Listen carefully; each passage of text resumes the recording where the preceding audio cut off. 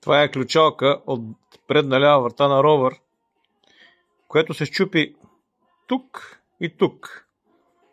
И ако забелязвате, това нещо съм пробил дупки с пружинката от дръжката, която нагрях, е на тая свещ.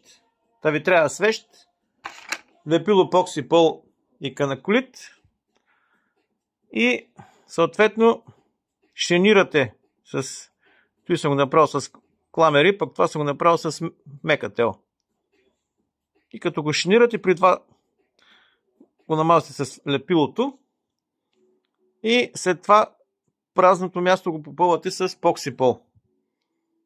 Тел, лепило и поксипол и става почти по-здраво от преди.